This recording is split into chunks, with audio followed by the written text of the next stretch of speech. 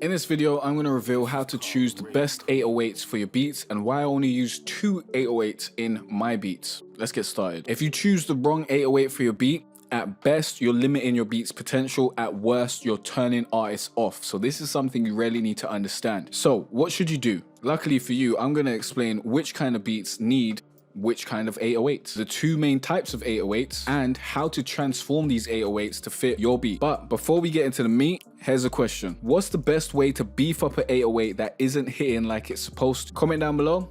If you don't know, don't worry, because I'll be revealing the answer later in the video. Just stay tuned. Let's get into it. By the way, this video was suggested by Reed Focus, so shout out to you, bro. If you want to get a shout out in my next video, then leave a comment down below with a video suggestion on what you want me to make next. You'll get a video that answers your question and you'll get a shout out in the video. Win-win for you. First, let me explain why I only use two 808s in my beats. The reason why is because there are two main 808s that are currently used in modern music today. Most beats use these two 808s and add different effects to them to make them sound different and unique each time they're used. Most samples you download will be these two 808s with effects applied to them. And these 808s slap, so why mess up a good thing? What are these two glorious 808s? Well, that's a good question, and the answer is the Spinz 808 and the Zay 808. We could go into the origin of where these 808s came from and all that sort of stuff, but that's not necessary for this video, so let's keep it moving. All you need to know is the Spinz 808 has a long tail sound like this.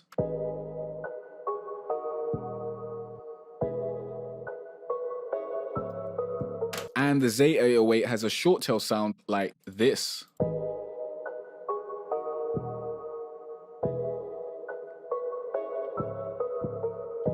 Now you know what these 808s sound like. Which type of beats should use which 808s? Let's talk about it. Both of these 808s are super versatile. As you already know, there are no strict rules to this music stuff. You can use whatever 808 you want on whatever beat. But I'm gonna give you a general list that you can use if you're ever unsure and you want things to sound great quickly. Here's when you should use the Zay 808, which is the short tail one. On fast beats, like melodic trap above 150 BPM. On slow Wheezy type beats, you know, the beats that Wheezy makes for Gunna and Young Thug. On pretty much any trap beat above 140 BPM. On guitar trap beats. You might be thinking, wow, so I should use the Zay 808 all the time then. Big help, thanks. And to that I'll say, stop being a snarky bitch. And yeah, you can pretty much use it most of the time. But there are a few instances when using the Spinz 808 is a better choice. Here's when you should use the Spinz 808. Actually, before we get into that, if you want to learn how to make a trap beat from scratch using my easy 9-step trap beat making formula,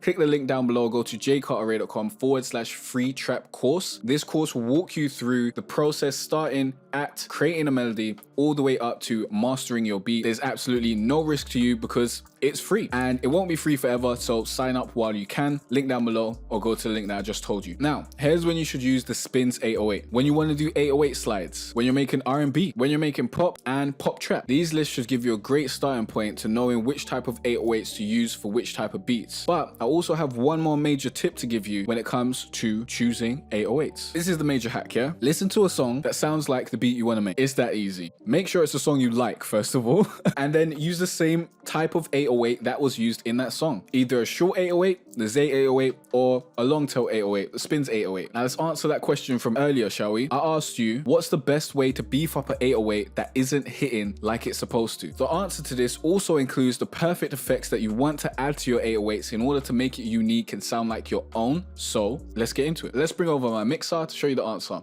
This is the answer. Use R bass. Well, actually, mixer gets in the way for that. This is R bass. Hitting, smacking, and use distortion. Now this decapitator distortion is hella expensive, so you might not want to grab that, but I highly suggest you grab R bass because it's super affordable and it is just going to help bring your bass out very easily and very quickly. Let me show you an example of what the bass sounds like before we add R bass and after it. Let's use the short 808 because that's what I believe these settings I used were made for. So let's listen to that first.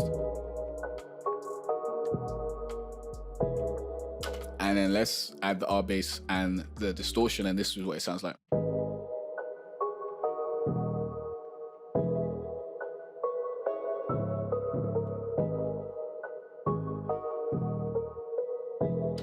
Honestly, that's a bit much on the distortion. We don't really need that much. We could scale it back a little bit, like so.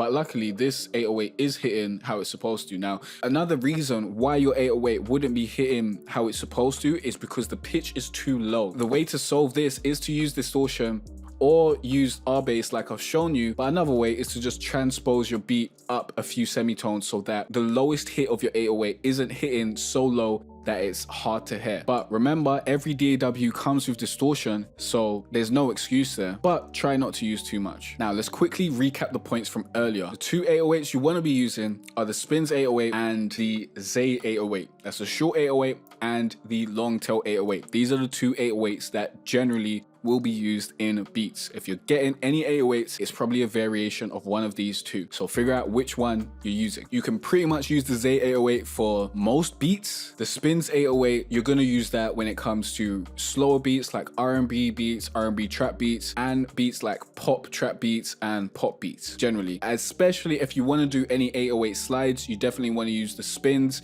because it just gives you more flexibility and it just sounds better, personally, in my opinion. And that major hack from earlier is to listen to a similar beat, a similar song to the beat that you want to make, and listen to what 808 they're using so that you can simply pick the same 808 as that and get a great vibe because you know it already works. And that's that. Check out that video over there. Check out the links in the description. You'll find some great stuff in there, like my beat mixing template that will have your beat half mixed before you even get to the mixing stage. I'm sure you'll love that. Definitely check out the links in the description, as well as links to R-bass and all that sort of stuff. And I'll see you in the next video. Peace out.